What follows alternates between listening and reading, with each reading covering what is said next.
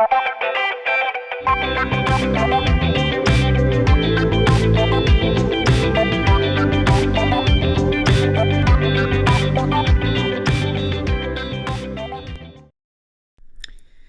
point de presse du CISAT qui va débuter dans quelques instants, comme à chaque semaine. Bienvenue à votre rendez-vous de la semaine pour les informations sur la situation de la COVID-19 en Abitibi-Témiscamingue. Je vous rappelle pour la vaccination qu'il y a de nouveaux groupes cette semaine qui peuvent obtenir leur rendez-vous de vaccination, entre autres les travailleurs prioritaires. Vous en apprendrez peut-être plus durant ce point de presse si vous ne savez pas encore quels sont ces groupes de travailleurs prioritaires.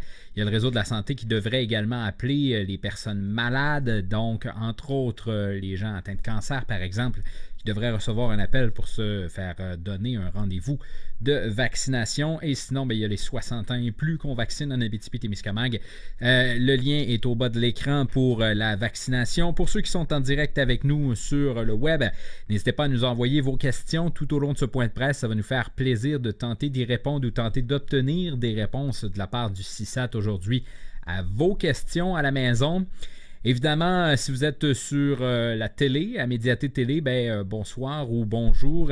N'hésitez pas à nous envoyer vos questions aux nouvelles avec un s @mediaté.ca ou encore via l'application Médiaté Plus.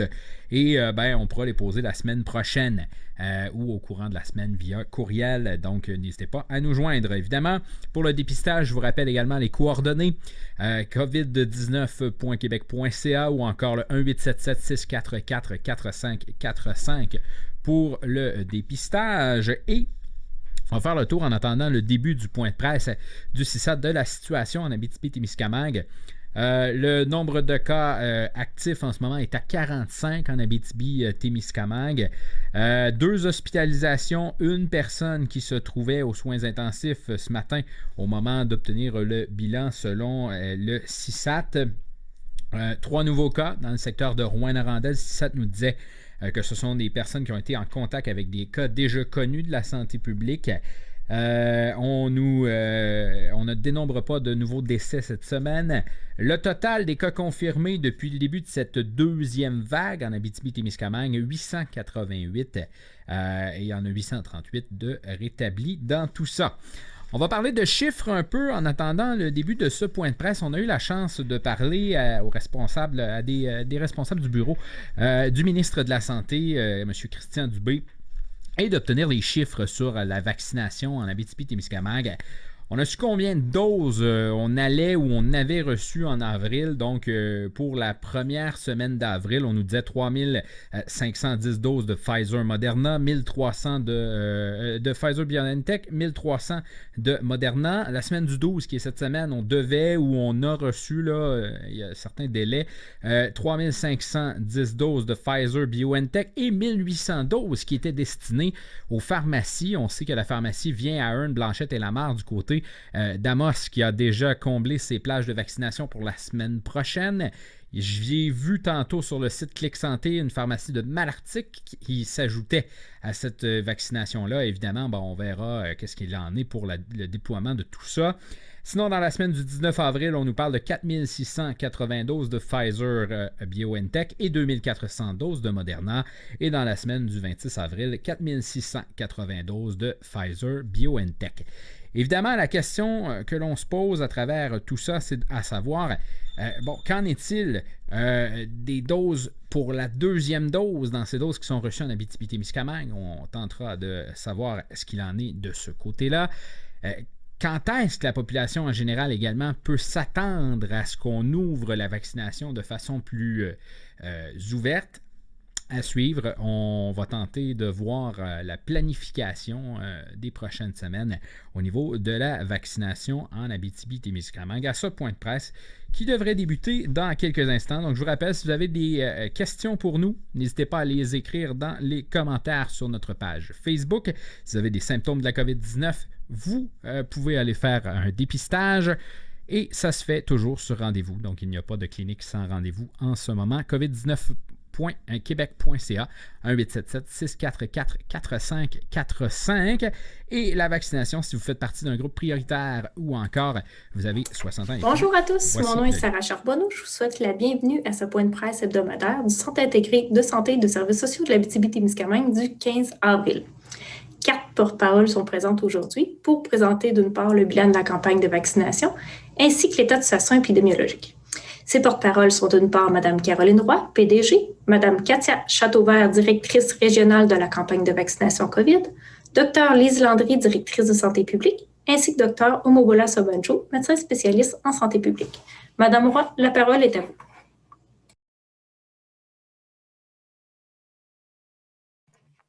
Oui, bonjour à tous. C'est encore un plaisir de m'adresser à vous aujourd'hui à notre rencontre hebdomadaire en point de presse. Donc, quelques informations pour aujourd'hui. Premièrement, on sort un peu là, du contexte de la COVID pour vous partager quand même une certaine information qui a déjà été diffusée là, partiellement, puis qui sera complétée dans les prochains jours, mais c'est en lien avec l'organisation de nos services ou notre capacité à réaliser l'ensemble de nos services au sein de l'organisation. Vous le savez, depuis les derniers mois et principalement là, et particulièrement les dernières semaines, on a réellement une pénurie de ressources en soins infirmiers qui vraiment nous impose à revoir la façon dont on offre les services à la population partout sur le territoire. On vient tout juste là, de terminer une période de réorganisation temporaire des services qui nous a permis de revoir en efficience l'utilisation des infirmières dans chacun de nos services. Ça a porté fruit, mais ce n'est pas suffisant pour rencontrer nos besoins. Puis tout dernièrement, on a vraiment des difficultés particulières là, pour avoir accès, entre autres, à de la nouvelle main-d'œuvre indépendante ou même au maintien de la main-d'œuvre indépendante qui était dans notre organisation. Donc, ce qui nous amène à devoir poser là, malheureusement certaines actions à court terme pour être capable de répondre à des besoins ou dans un secteur ou dans l'autre ou certains services, on n'a plus suffisamment de main-d'œuvre en soins infirmiers pour maintenir le service tel qu'on souhaiterait pour s'assurer de la qualité puis de la sécurité pour la population. Donc, il y a 2 mesures qui sont actuellement annoncées. C'est les chirurgies à Rouyn-Noranda. Donc, à compter de lundi prochain, 19 avril, ce ne seront que les chirurgies urgentes qui seront réalisées à Rouyn-Noranda. Puis ça, pour une période de 4 semaines. Donc, les personnes qui avaient des rendez-vous pour des chirurgies planifiées pendant cette période-là seront contactées, évidemment. Puis, pour cette période-là, il n'y aura pas de nouvelle planification de chirurgie non urgente, élective non urgente, là, on l'entend, pour la population. L'autre mesure, c'est les services d'obstétrique à Ville-Marie. Donc, dans le même contexte, pénurie de main-d'œuvre en soins infirmiers, en nombre et également en qualité, donc spécialisation au niveau d'obstétrique. On va devoir malheureusement fermer temporairement l'offre de services en obstétrique à Ville-Marie à compter du 29 avril et ce pour une période de 4 semaines. Donc, présentement, ce sont les 2 mesures qui sont annoncées. Je tiens à préciser aussi que les chirurgies à Ville-Marie sont toutes maintenues pour le moment. Donc, vraiment, là, c'est important pour la population du Témiscamingue de comprendre que les chirurgies sont maintenues à Ville-Marie jusqu'à maintenant là, et pour les prochaines semaines dans l'ensemble, même les chirurgies électives donc. Puis, dans les prochains jours ou prochaines semaines, s'il s'avère qu'on devrait poser d'autres mesures dans un contexte de pénurie de main-d'œuvre, évidemment, on va en informer la population, on va vous en informer, on va préciser des modalités et on va s'assurer aussi que l'offre de service est vraiment maintenue de façon sécuritaire et de qualité. Donc, maintenant, si on en revient au contexte pandémique avec la situation liée à la COVID-19, en fait, on est vraiment dans notre 3e vague. J'en profite aussi pour vous mentionner que la date officielle de la 3e vague a maintenant été déterminée pour le Québec. Il s'agit du 21 mars dernier. Donc, on va revoir là, l'ensemble de nos données disponibles, même sur nos différentes plateformes, pour ajuster les données à la 3e vague au 21 mars dernier. La situation est stable en région. Vous allez l'entendre avec les informations que Dr Sobanjo pourra vous transmettre, mais toujours aussi précaire. Puis, on n'a qu'à regarder nos voisins de l'Ontario ou d'autres régions où vraiment là, le nombre de cas évolue grandement, les situations de transmission, mais d'éclosion également.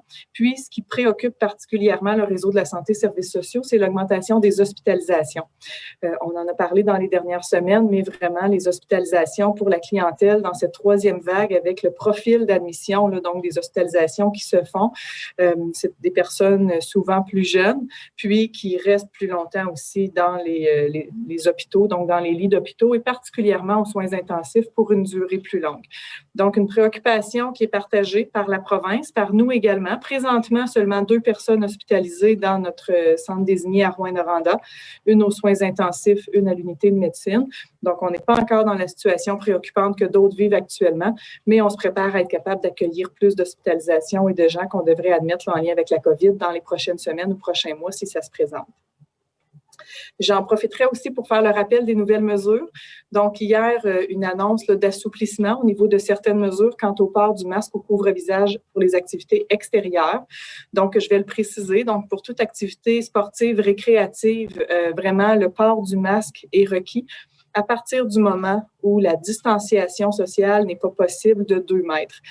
Donc, à partir du moment où vous n'êtes pas simplement avec votre bulle familiale, vraiment, c'est important de porter le masque si vous êtes à l'intérieur là, de la zone de 2 mètres. Il y a quand même quelques exceptions, puis je vais les nommer. Pour les activités de baignade, de sport nautique, donc le masque n'est pas obligatoire ou le port du couvre-visage. Les personnes d'une même résidence, évidemment, mais personnes aussi qui ont formé un groupe avec une personne seule. Donc, la personne seule avec ses enfants qui, par exemple, a joint une bulle familiale. Évidemment, si ce même groupe se retrouve à l'extérieur, n'ont pas porté le couvre-visage entre eux. Les couples qui habitent des résidences différentes ont aussi la possibilité d'être à moins de 2 mètres sans couvre-visage à l'extérieur et les enfants de moins de 10 ans, ainsi que les adultes qui présentent certaines conditions médicales là, comme c'était auparavant. Donc, c'est la mesure d'assouplissement. Fait que la mesure concernant les salles d'entraînement est toujours maintenue, je le rappelle, au niveau du port du couvre-visage à l'intérieur des salles d'entraînement. Puis, une nouvelle mesure s'est ajoutée et je laisserai tout à l'heure ma collègue, le Dr Landry, la préciser, mais c'est l'interdiction maintenant de déplacement en région. Donc, interdiction qui est même inscrite dans un arrêté ministériel adopté en date d'hier, qui interdit les déplacements en Abitibi-Témiscamingue, donc les gens en provenance d'autres régions. Je vais terminer en parlant de la vaccination. Vous allez pouvoir le constater, notre vaccination chemine bien, évolue bien en région. On voit aussi pour le pourcentage de la population vaccinée que maintenant, on est rendu à environ 21 % de notre population. Vous aurez plus de précision tout à l'heure. Donc, 21 % de notre population qui est vaccinée. On pourrait avoir tendance à se comparer, à regarder que pour le reste de la province, là, on était à 25 % de la vaccination, mais vous vous souvenez qu'avec notre non-distribution de vaccins AstraZeneca, c'est ce qui a causé là, en grande partie cet écart-là au niveau de la possibilité d'avoir accès à des vaccins supplémentaires. Évidemment, à partir du moment où les fournisseurs Moderna, Pfizer et même d'autres fournisseurs auront davantage de vaccins, on a toujours notre quote-part, puis on aura toujours suffisamment de vaccins là, pour vacciner notre population en toute équité avec la province. Mais réellement, n'ayant pas accès au vaccin AstraZeneca, mais cette distribution-là ne se fait pas à travers notre région comme telle. L'autre élément que je trouve important aussi de mentionner, c'est la séquence des ouvertures de cliniques en lien avec la vaccination. Parce qu'on le sait très bien, on poursuit la vaccination avec nos groupes prioritaires l'un après l'autre.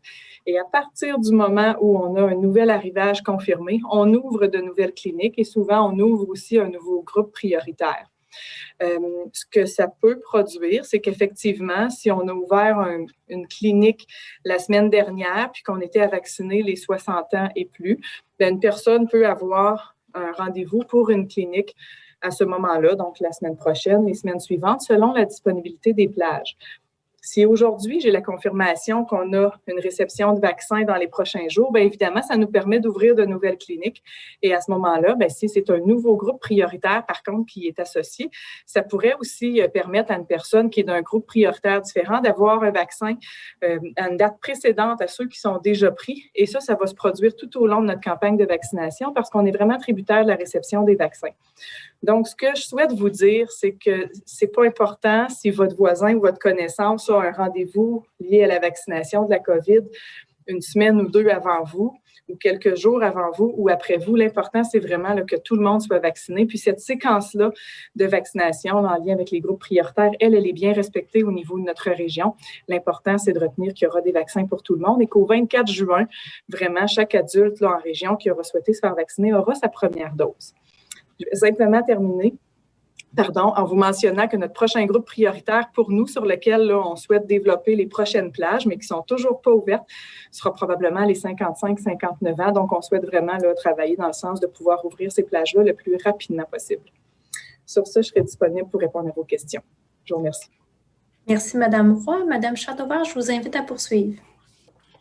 Oui, bonjour. Ça me fait plaisir d'être avec vous cet après-midi. Donc, en continuité à ce que Mme Roy vient de vous transmettre, effectivement, actuellement, nous sommes aux prises de rendez-vous pour les personnes de 60 ans et plus et à la vaccination aussi de cette population-là.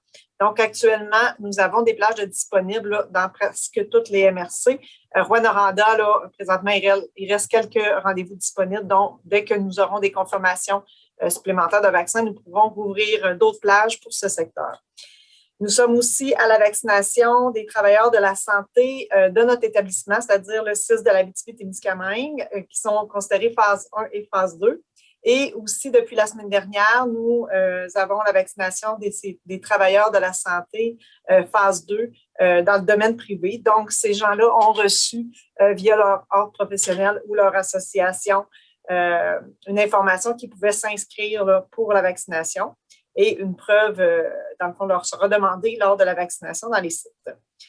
Depuis hier, nous avons maintenant les travailleurs essentiels, dans le fond, qui peuvent aussi s'inscrire pour avoir l'information qui est inclue dans les travailleurs essentiels. Puis quand je parle de travailleurs essentiels, on parle de travailleurs essentiels de milieux à risque important d'éclosion. Donc, ce n'est pas tous les travailleurs essentiels. Je vais donner quelques exemples. Les enseignants des écoles primaires et secondaires, les éducatrices en milieu de garde, les pompiers, les policiers, etc. Donc, vous pourrez aller voir sur québec.ca pour avoir l'ensemble de ces informations. Nous avons aussi une orientation de vacciner les personnes atteintes de maladies chroniques. Par contre, il y a une tranche de clientèle qui est visée. Actuellement, les personnes qui ont accès à la vaccination avec maladies chroniques sont les personnes qui sont hospitalisées, qui souffrent de diverses maladies chroniques, qui sont aussi précisées sur le site québec.ca, mais je donne quelques exemples. Les gens sont hospitalisés pour la cause de la maladie chronique, c'est-à-dire soit une maladie cardiaque, pulmonaire, rénale, et il y a d'autres exemples aussi que vous pourrez aller voir. Donc, c'est une partie de la clientèle qui est priorisée. Et l'autre clientèle aussi, au niveau des maladies chroniques, c'est les gens qui sont atteints de problèmes de santé qui sont en suivi ambulatoire actuellement. Je donne encore quelques exemples, mais si vous voulez plus de détails, allez sur le site québec.ca. Donc, on parle des gens qui sont sous traitement d'hémodialyse, les gens qui ont une greffe et les gens qui sont suivis en cancérologie pour des traitements actifs actuels. Donc, de quelle façon qu'on rejoint ces personnes-là qui sont en suivi ambulatoire? C'est l'établissement qui est actuellement à faire des appels aux personnes qui sont suivies. Nous avons les listes de la clientèle. Donc, ça ne donne rien d'appeler à la ligne téléphonique pour prendre un rendez-vous. C'est vraiment l'établissement qui est actuellement à faire des appels pour rejoindre ces personnes-là. Donc, aussi, nous poursuivons nos rendez-vous pour les deuxièmes doses. C'est l'établissement aussi qui contacte les gens qui n'ont pas eu automatiquement leur rendez-vous de deuxième dose, parce qu'on sait que maintenant, quand nous allons nous faire vacciner, on ressort avec notre preuve de vaccination ainsi que notre rendez-vous de notre deuxième dose. Par contre, en début de vaccination, là, plus tôt en janvier-février, c'était pas possible de donner le rendez-vous de deuxième dose. Donc, c'est ces personnes-là qu'on appelle actuellement pour donner les rendez-vous de deuxième dose. Il est important aussi à considérer qu'on a un intervalle, dans le fond, de 112 jours à respecter entre la première et la deuxième dose. Donc, je peux vous donner un petit message positif. Il y a des vaccins pour tout le monde, donc on compte sur votre patience là, pour attendre votre tour. Puis dès que nous avons des confirmations de vaccins, comme l'a dit Mme Roy tout à l'heure, nous sommes en mesure d'allouer de nouvelles plages disponibles. Donc ici, je vous présente notre allocation des vaccins pour le mois d'avril et le mois de mai. Dans le fond, c'est les confirmations que nous avons jusqu'à maintenant. Donc, comme vous voyez, on a 2 types de vaccins qui est desservi en région, le Pfizer et le Moderna. Et vous voyez le nombre de doses qui est alloué là, par semaine selon les arrivages de prévu. Donc, ça fait le tour des informations que j'aurais à vous transmettre. Donc, ça va me faire plaisir de répondre à vos questions à la fin. Merci beaucoup. Merci beaucoup, Madame Dr Landry. Je vous invite à poursuivre, s'il vous plaît. Oui, bon après-midi tout le monde. Merci Katia. Je poursuivrai avec les données de la vaccination. Je ne sais pas si Sarah, s'il te plaît, tu peux projeter. Bon, voici, on a actuellement 30 894 personnes de vaccinées qui représentent 21,2 % de la population. Par rapport à la semaine dernière, il s'est ajouté 5 000, donc il y a 5 600 personnes de plus de vaccinés, c'est excellent. Comme vous voyez voir, la proportion des doses maintenant va plus, c'est la vaccination de masse qui, en pourcentage, représente 70 % et les autres, travailleurs de la santé, 19, RPA 7, etc. Comme vous voyez, actuellement, au-delà de 70 ans et plus, le taux de couverture vaccinale est au-delà de 75 % pour l'ensemble de ces groupes-là. Et même avec les rendez-vous qui restent, on va dépasser, on va atteindre 90 %. C'est excellent comme couverture vaccinale. Et pour les... Maintenant, OK, ça va, Sarah. C'est pour montrer que 65 et 69 ans, on est là-dedans justement. Là, on a déjà 50 % de la clientèle de cette catégorie-là de vaccinés. Puis comme Mme Châteauvert a dit tout à l'heure, il y a beaucoup de rendez-vous pour de prix. Vous voyez, 8 533 pour les 60 à 64 ans. OK. Et on voit l'évolution depuis la semaine dernière. Donc, on a surtout gagné, vous voyez les écarts là, entre le bleu pâle et le bleu foncé, surtout pour la catégorie 65 ans à 69, 70, 74. Puis on a, vous voyez un petit peu aussi entre 60 et 64 ans. Alors, ça ferait le tout pour le bilan de vaccination. Maintenant, je reviendrai sur ce que Mme Roy a mentionné tout à l'heure, le décret qui a été accepté hier sous la recommandation de la santé publique de l'Abitibi-Témiscamingue. On sait que l'Abitibi-Témiscamingue, nous sommes des gens très accueillants. On aime bien la visite, mais là, on veut la visite essentielle. On veut le nouveau décret interdit de se trouver sur le territoire, sauf, je vais vous énumérer les 8 exceptions. Donc, c'est bien sûr que ces règles-là ne s'appliquent pas pour ceux qui étaient déjà dans la région, qui ne viennent pas de notre région, mais qui étaient là avant le 14, avant hier au soir. Donc, il est interdit à quiconque de se trouver sur notre territoire, sauf les personnes qui ont leur résidence principale ou leur résidence secondaire, uniquement pour en assurer l'entretien. Les personnes qui transportent des biens dans notre territoire, les personnes dont le déplacement est nécessaire à des fins humanitaires, les personnes dont le déplacement est nécessaire pour obtenir des soins, des services requis par leur état de santé ou pour fournir de tels soins ou de tels services à une personne qui les requiert. Bien entendu aussi celles qui travaillent, qui exercent leur profession, qui fréquentent un établissement d'enseignement. Aussi les personnes pour se conformer à un jugement rendu par un tribunal pour répondre à une assignation pour comparaître devant un tribunal pour permettre l'exercice des droits de garde ou d'accès parentaux. Les employés de la fonction publique fédérale dont le lieu de travail se situe dans notre territoire et dont la présence est requise, et ceux qui assurent le transport de marchandises en transit au Québec. Alors, ce sont les exceptions qui font en sorte que ce soit permis d'être dans notre région. Je pense que c'est important que notre population soit informée. Alors, s'il y a des gens qui veulent venir et que ce n'est pas essentiel, il est préférable de mentionner à ces personnes-là de rester dans leur territoire parce qu'il pourrait y avoir effectivement contravention et amende. Et c'est le ministère de la Sécurité publique qui est en charge de faire appliquer ce nouveau décret. Et j'aimerais aussi rappeler le dépistage, c'est très, très important. Aussitôt, dès que vous avez des symptômes qui s'apparentent à un rhume, une grippe, écoulement nasal, etc., sauf bien entendu si vous souffrez d'allergies saisonnières, important de se rendre sur le site du Québec, l'outil d'auto-évaluation qui va vous diriger vers les CDD et ne pas attendre. Vous avez des symptômes durant le week-end, n'attendez pas au lundi, mardi. C'est toujours ouvert dans tous les territoires. Vous avez accès au dépistage.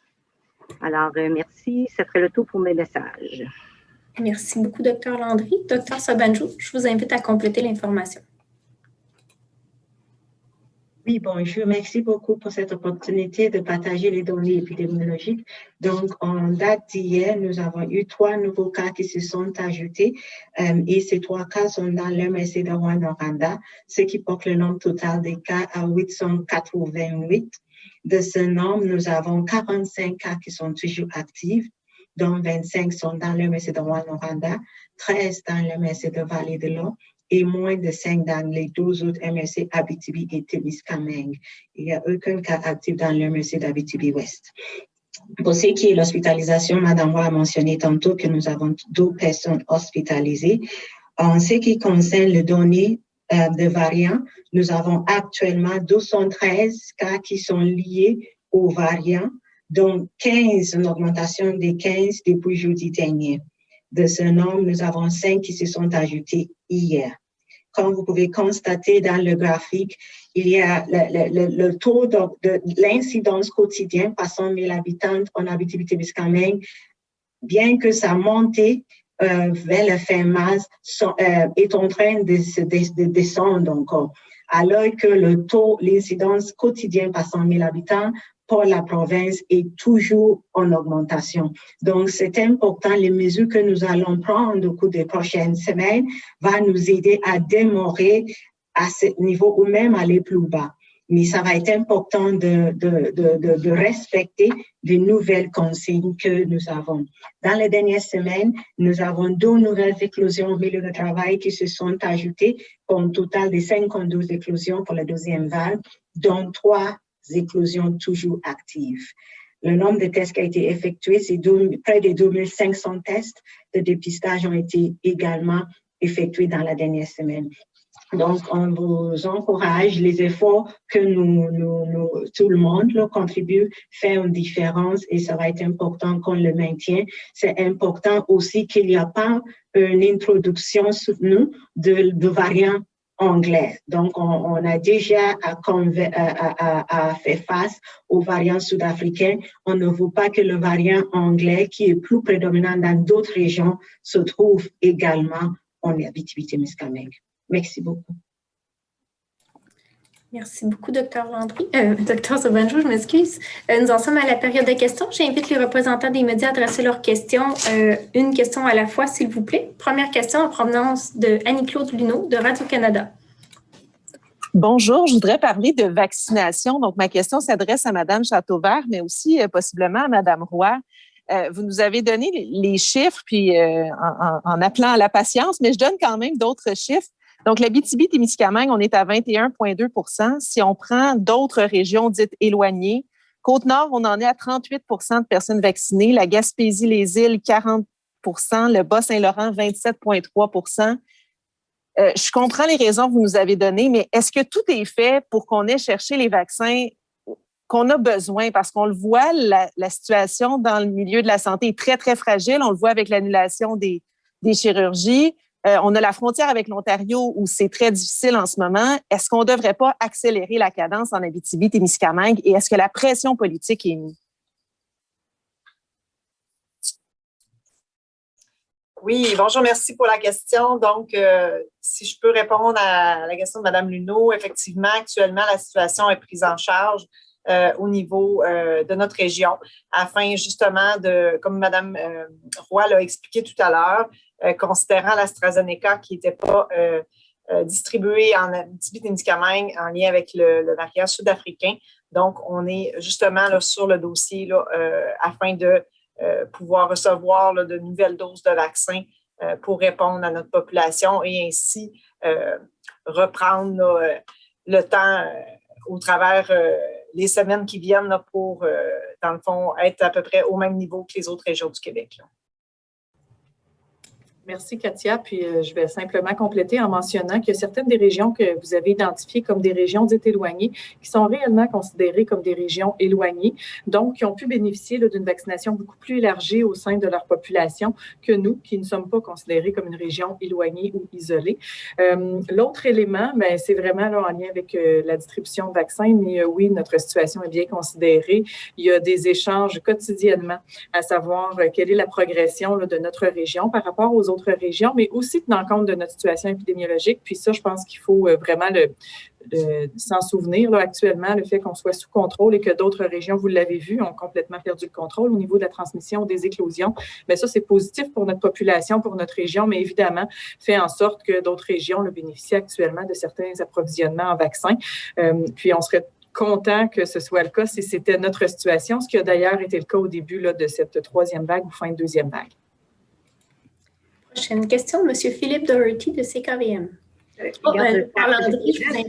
compléter pour Mme Luneau, là, juste au nord de nous, la région 10, là, toute leur population, 16 ans, 18 ans et plus, avait accès à la vaccination.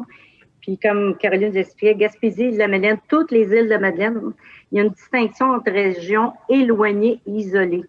Les îles de Madeleine sont considérées isolées, donc ils ont eu des vaccins pour toute leur population. La région 10, juste au nord de chez nous, ont eu accès à l'ensemble à des vaccins. Puis même dans notre région, le secteur Villebois, Ville-Canton et Val-Paradis, qui vivent, cette communauté-là vivent plus à la serre, mais ils ont eu eux aussi des vaccins.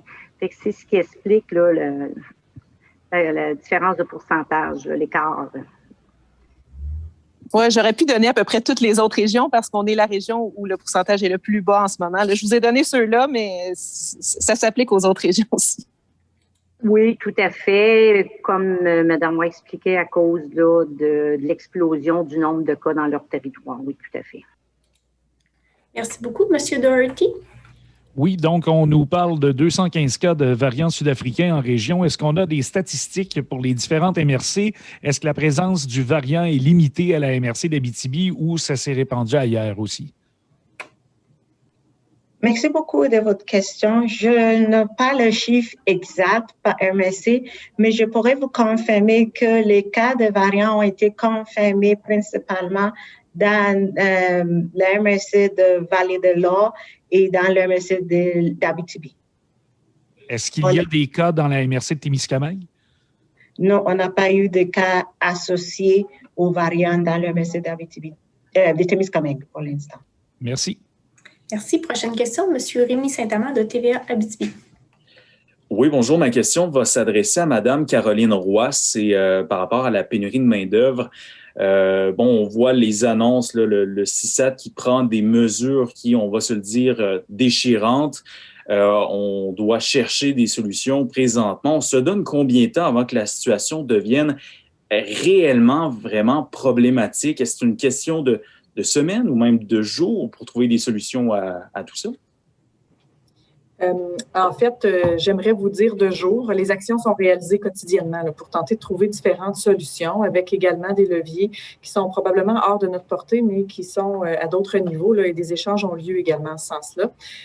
Question de semaine aussi pour avoir d'autres types de solutions, puis certainement de mois quand on parle d'activités de recrutement ou d'activités d'attractivité là, en lien avec notre région. Puis là aussi, on a vraiment une planification. Donc, plusieurs actions planifiées pour s'assurer qu'à moyen et long terme, notre structure de personnel disponible soit réellement au rendez-vous en fonction des besoins qu'on veut réaliser. Présentement, vous l'avez nommé, des solutions, des mesures déchirantes. C'est extrêmement difficile pour notre organisation actuellement de devoir prendre de telles décisions parce qu'on est tous là pour rendre le meilleur service à notre population. On a mis en place plusieurs solutions au sein des équipes. Puis là, je salue vraiment là, tout l'engagement du personnel concerné parce que c'est des solutions extraordinaires, mais qui sont maintenant rendues inacceptables là, à maintenir pour assurer une sécurité ou une qualité de service à notre population. Donc, on doit prendre ces mesures-là, mais j'espère qu'elles seront à court terme. Donc, c'est pas exclu que la situation pour certains secteurs s'améliore. À partir du moment où on a des retours de congés, des retours de maternité, bien, chaque ressource est précieuse, puis on est capable déjà là, d'avoir différentes solutions. Donc, de semaine en semaine et de jour en jour, on suit la situation. Mais on le sait, là, on en a pour encore 5 ans probablement, voire un écart démographique important temps entre les besoins et la disponibilité de nos ressources. Donc, c'est des solutions court terme, mais moyen terme et long terme là, qui sont planifiées actuellement. Parfait. J'aurais peut-être encore, je ne sais pas si je peux poursuivre pour une autre petite question. Très rapidement pour laisser le temps à chacun de pouvoir adresser leurs questions, s'il vous plaît. Oui, je comprends ça. Et bon, si on ferme des services actuellement, on sait que le beau temps arrive, les vacances arrivent. Pour ce qui est de la période estivale, comment est-ce qu'on prévoit peut-être faire face à cette période-là? Je l'avais déjà annoncé là, que la période estivale cette année, avec l'intensification aussi de la vaccination, serait probablement plus difficile au niveau de certains services parce qu'on priorise l'activité de vaccination. On veut vraiment s'assurer que notre population qui veut avoir accès au vaccin puisse y avoir accès, que ce soit fluide et que ce soit au moment où on reçoit les vaccins. Donc, en dedans de quelques jours, quand on a un arrivage, les vaccins sont écoulés, sont administrés à la population. Ça, c'est la priorité. Pour les autres services, il n'est pas exclu qu'il y ait des modulations ou une façon différente d'offrir les services. Donc, on est à réfléchir aussi à ces scénarios-là parce qu'actuellement, notre répartition de services, parfois, n'est pas toujours aussi efficiente qu'on le souhaiterait parce qu'on a plusieurs petites unités, plusieurs petites équipes réparties sur le territoire. Donc, il y a d'autres solutions qu'on est à explorer et qu'on pourra là, échanger et vous présenter dans les prochaines semaines parce que toutes solutions sont explorées actuellement. Puis, il y a une grande collaboration, contribution des équipes médicales également. On veut faire ça en partenariat avec les syndicats parce que ce que je veux que la population retienne, là, c'est que toutes les solutions sont mises en œuvre pour donner nos services le plus possible de proximité, mais surtout donner les services en région. Parce qu'ultimement, à partir du moment où une région ou un secteur n'est plus capable d'offrir des services, bien, on le sait, c'est différents corridors qui s'installent avec d'autres régions et c'est ce qu'on ne souhaite pas pour notre population. Donc, on met tout en œuvre là, pour mettre en place des solutions, des mesures qui parfois seront à plus court terme, d'autres qui pourront être à plus long terme, mais qui vont nous permettre de passer non seulement l'été, mais les prochains mois, puis peut-être les quelques prochaines années. Parfait, merci beaucoup. Question, M. Munger, Médiaté. Madame Roy, vous venez de parler d'intensification de campagne de vaccination. On regarde les chiffres là, et concrètement, on ne voit pas cette augmentation du nombre de vaccins et de l'intensification de la vaccination. On parle de moins de 5000 doses par semaine qui vont être reçues d'ici la fin mai. Quand est-ce qu'elle va arriver, cette intensification de campagne de vaccination? C'est nommé dans la ligne de temps depuis le début. En fait, là, vraiment, on le sait, les mois de janvier, c'était quelques doses, là, puis quelques milliers de doses, mais réparties à travers le Québec de vaccins qu'on avait. On a eu l'ajout, entre-temps, là, d'un deuxième vaccin qui nous a été distribué ici au Québec, troisième dont on n'a pas bénéficié en région. Puis, c'était déjà connu que le mois de mars, avril et mai allaient être des moments où on a quand même plus de doses que les mois de janvier, février, mais vraiment que c'est en juin là, où on a une confirmation avec les mandats et les contrats qui sont donnés qu'on va avoir beaucoup plus de doses à vacciner. Vous dites là, les vaccins qui sont confirmés présentement pour le mois d'avril et mai, en fait, c'est les données connues à ce jour. Ce n'est pas exclu qu'il y ait de nouveaux vaccins ou qu'il y ait de nouvelles doses qui nous soient confirmées dans les prochaines semaines, même pour le mois d'avril et le mois de mai, ou une redistribution différente, parce que ça aussi, c'est possible. Mais pour le mois de juin, on s'attend vraiment à une plus grande quantité de doses et on sera prêt à ce moment-là pour vacciner, s'il le faut, sur chacun de nos sites, à temps complet, 12 heures par jour, pour arriver à notre ligne de temps du 24 juin où tout le monde aura sa première dose. Donc, l'intensification va réellement se faire à partir du début juin. C'est d'ailleurs ce que les contrats au niveau des fournisseurs prévoient actuellement. Et en complément là-dessus, au niveau des deuxièmes doses, quel est le pourcentage qui est alloué dans ces chiffres-là à la deuxième dose? Je vais laisser ma collègue Katia répondre à cette question. En fait, à chaque arrivage que nous avons, dans le fond, selon le type de vaccin, parce que il y a deux types de vaccins qui est desservi en Abitibi, donc on favorise le plus possible à ce que la personne ait le même vaccin. Donc, nous avons toujours la confirmation au travers les lots de vaccins qui nous sont alloués, combien qu'on doit utiliser pour nos deuxièmes doses. Donc, pour le moment, on débute, on vient de commencer cette semaine là, les deuxièmes doses. Donc, c'est sûr que c'est l'équivalent de ce qu'on a eu pour le mois de décembre.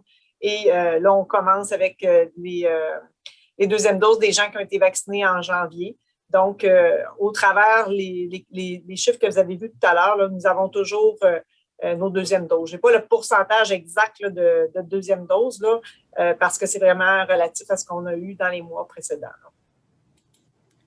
Merci. Prochaine question pour le Dr. Sobanjo en provenance du public. Pourquoi parmi les personnes qui ont des maladies chroniques, seulement celles qui sont hospitalisées peuvent bénéficier d'un vaccin?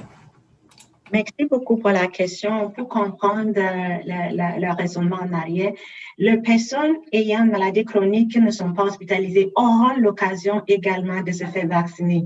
La priorisation est faite de commencer, de débuter avec les personnes les très vulnérables. Donc, on débute avec les personnes qui sont très vulnérables. Déjà, ils utilisent régulièrement les services hospitaliers. Donc, on veut rejoindre ces personnes en premier parce qu'on sait qu'il y en a il y a des personnes qui ont une maladie chronique, mais cette maladie chronique est bien contrôlée. Et si on ouvre largement à tout le monde qui a une maladie chronique, ça va être difficile à faire la distinction. Donc, on veut débuter avec les personnes qui sont très vulnérables et qui utilisent fréquemment les services hospitaliers. Après que ces personnes ont eu l'occasion d'être vaccinées, ça va être le tour des autres personnes ayant une maladie chronique. Merci. Prochaine question de M. Charles Laferrière, Bell Média. Oui, vous avez parlé du décret d'interdiction des déplacements. Est-ce que ça signifie le retour des barrages aux entrées et sorties de la région? Non, je ne crois pas que ça va être appliqué de la même façon que ça avait été appliqué au printemps dernier. Ce sera vraiment des contrôles aléatoires au niveau de la région. Puis les gens qui seront là et qui n'auront pas prouvé qu'ils sont là pour les conditions que j'ai énumérées tout à l'heure, écoutez, ce sera le ministère de la Sécurité publique qui va gérer ça. Mais on ne connaîtra pas, je ne crois pas, les barrages qu'on a connus au printemps dernier. Merci. Prochaine question, M. Pierre-Olivier Poulain, le citoyen. Bonjour à vous quatre. Selon ce qu'un article de la presse a sorti ce matin, le variant sud-africain semble plus féroce sur les lignes de défense du vaccin Pfizer-BioNTech. Je me demandais, étant la région où est le variant sud-africain probablement le plus prédominant dans la région. Est-ce que ça peut sûrement mettre des bâtons dans les roues pour le sud de la vaccination? Est-ce que ça peut créer des problèmes aussi dans le futur dans les mois et les semaines qui peuvent venir? Merci pour votre question. Je comprends bien. La question est en lien avec le variant sud-africain et l'utilisation de vaccins Pfizer-BioNTech. Exactement.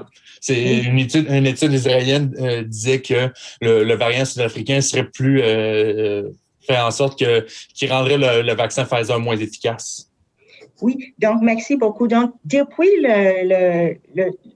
depuis qu'on a connu le variant sud-africain, donc depuis l'identification du variant sud-africain, ça a été démontré qu'il a une capacité possible d'échappement immunitaire, c'est-à-dire il est capable des fois d'échapper la réponse immunitaire. Donc, cette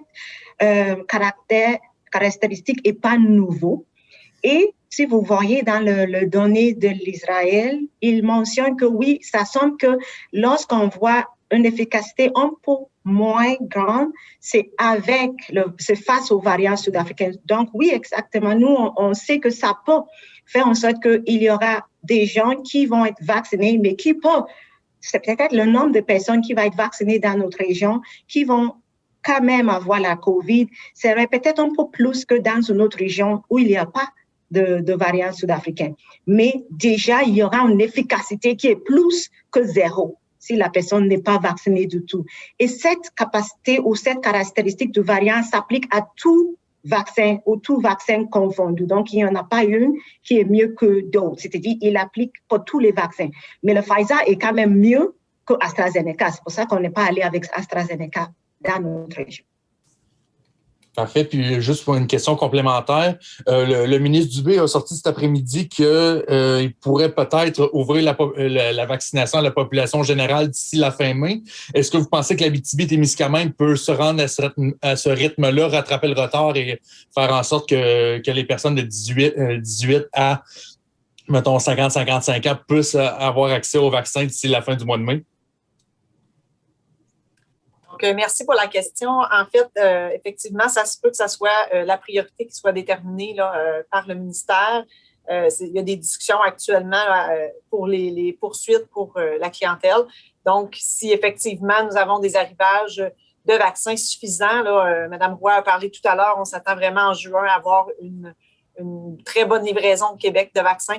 Donc, ça se pourrait que rapidement, la vaccination soit ouverte à l'ensemble de la population, mais pour le moment, nous n'avons pas l'indication que c'est ce qui va se passer. Merci. Je laisserai la parole à Mme Marie-Hélène Daigneault de TVA Abitibi. J'ai aussi une question concernant la vaccination. On dit là, justement qu'on a 21 de notre population qui est vaccinée, mais bon, on a un problème de pénurie de main-d'œuvre. On n'a pas accès non plus au vaccin AstraZeneca là, en lien avec le variant. Est-ce que ça reste encore réaliste de dire que nos gens vont recevoir tout le monde une première dose là, d'ici le 24 juin?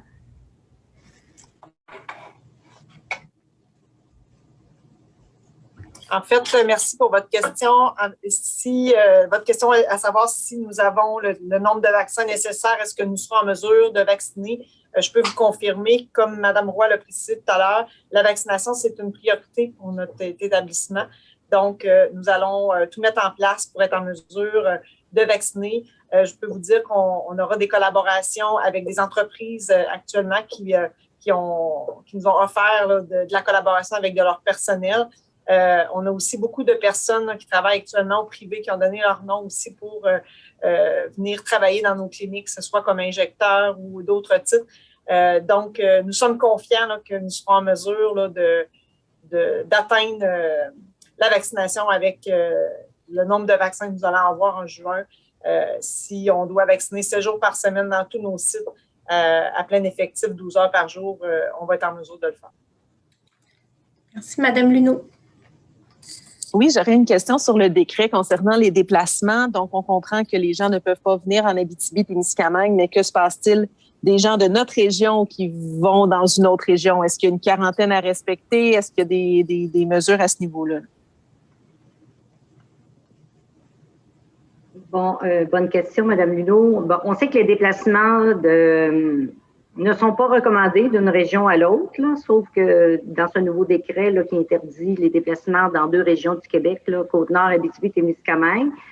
Pour l'isolement, si une personne de l'Abitibi est allée dans une région rouge, Montréal, Outaouais, etc., et regagne son domicile, si ce n'est pas pour le travail ou les études, etc., doit s'isoler au moins 14 jours. Je ne sais pas si ça répond à votre question. Je ne sais pas si le docteur Sodenjo... Oui, ça répond, mais donc c'est quand même une nouveauté là, parce qu'il y avait des déplacements qui se passaient, puis on s'entend, les gens ne faisaient pas de quarantaine en revenant. Là. Oui, tout à fait. C'est comme vous avez tout à fait raison, c'est comme une nouveauté.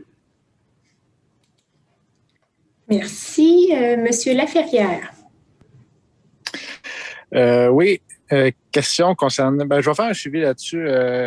Comment on peut s'assurer que les gens respectent une quarantaine, maintenant qu'on le sait, sans suivre les déplacements, savoir qui est rentré, qui est revenu, faire aléatoirement ça? J'ai de la misère à voir à quoi ça sert de mettre un décret si on ne sait pas qui sort, qui revient, puis comment on va suivre après. Là, j'ai de la misère à comprendre cette technicalité-là. Là. Merci beaucoup, vous avez raison. Mais déjà, ça nous est arrivé à plusieurs reprises d'avoir des informations de personnes qui reviennent, donc soit par leur employeur ou par d'autres personnes qui nous signalent que ces personnes arrivent de notre région et ils demandent y a-t-il un isolement à faire ou comment le faire respecter. N'ayant pas un décret, c'était difficile à l'appliquer. Mais maintenant, là, est-ce que pour agir, pour s'assurer que la personne va respecter, si on a des preuves que la personne arrive pour une raison qui n'est pas une des raisons essentielles, il y aura la personne pour avoir une infraction qui reste si il ne respecte pas l'isolement. C'est sûr qu'on ne peut pas savoir tout le monde, mais si on arrive à le savoir, ça va être important que la personne le respecte, donc, parce qu'il va être en infraction s'il ne le respecte pas. Merci, M. Munger. Bon, évidemment, on parle d'un décret... Vous avez une autre question? Oui, semblerait-il que mon micro n'était pas démuté. On parle d'un décret. Il n'y a pas personne, on ne se surprendra pas en disant qu'il n'y a personne à la maison qui va aller lire le décret avant de se coucher. Est-ce qu'il y a une annonce formelle qui va être faite au Québec pour annoncer cette mesure-là? Parce que là, on l'annonce en Abitibi-Témiscamingue. Il n'y a personne de l'extérieur du Québec qui va de l'extérieur de l'Abitibi-Témiscamingue qui va en entendre parler de façon très claire. Est-ce que ça va être annoncé au niveau national, ce décret-là?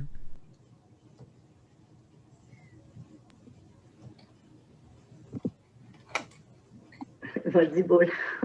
Je présume que oui. Là, écoutez, je ne sais pas s'il y a toujours un point de presse ce soir à 17h. Sinon, c'est sûr que ça va être dans les médias nationaux. Puis aussi également sur notre site Facebook, je crois que Mme Charbonneau va mettre les informations. Puis c'est à nous aussi, comme population de l'Abitibi, si, exemple, il y a quelqu'un qui veut venir nous visiter, mais on sait que ce n'est pas essentiel, ça ne fait pas partie des critères. Mais on leur dit, écoute, êtes-vous au courant du décret? Vous êtes mieux de rester chez vous. Comme je vous dis, même si on est bien accueillant, là, il faut quand même respecter les consignes. Mais ça devrait apparaître, c'est sûr, dans les prochains jours dans les médias. Là. Puis on compte sur vous, d'ailleurs, au point de presse pour transmettre l'information.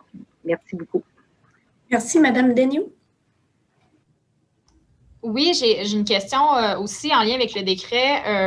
Ça a été signé hier, si j'ai bien compris. Qu'en est-il des gens qui sont dans la région, mais qui proviennent de l'extérieur, mais qui sont déjà ici là, à l'heure actuelle? Qu'est-ce qu'on fait pour ces gens-là? Est-ce qu'ils sont dans le tort?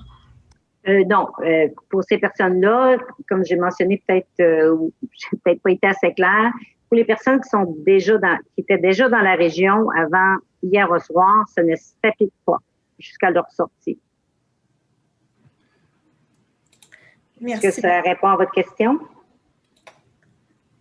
Oui, ça répond, mais comment est-ce qu'on fait peut-être pour identifier, mais cette personne-là était déjà là, d'une personne qui peut-être vient d'arriver? Comment on fait là, peut-être pour distinguer ça, là? Oui, je comprends. C'est une bonne question.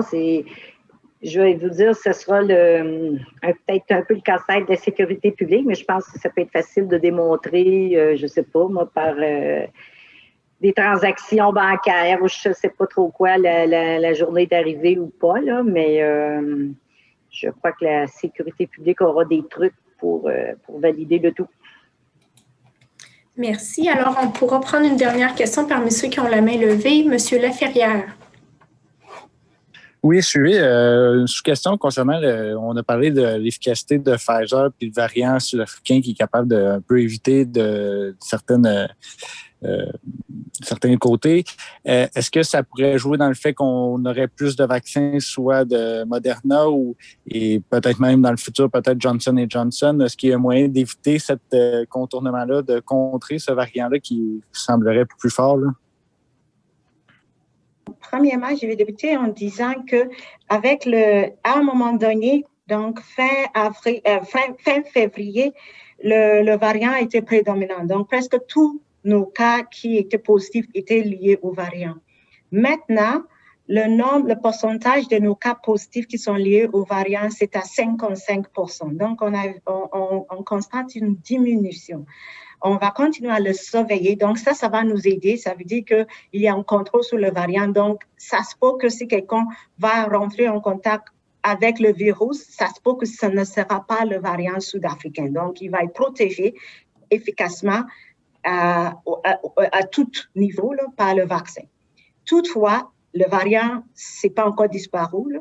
Donc, c'est sûr qu'il y aura une difficulté. Mais toutes ces choses sont prises en considération pour l'allocation de doses et de vaccins parce que c'est important pour nous d'utiliser des vaccins ou des outils qui vont nous aider à faire face ou à gérer la situation des pandémies dans notre région. Donc, effectivement, ça va être pris en compte à chaque fois qu'il y a un nouveau vaccin qui s'ajoute. Merci, Monsieur Munger.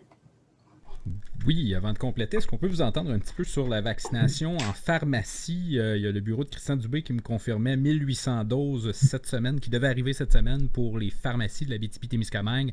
On sait qu'à Amos, il y a déjà une pharmacie qui a ouvert une centaine de plages pour la semaine prochaine. Ça a l'air de quoi, là, au niveau des pharmacies?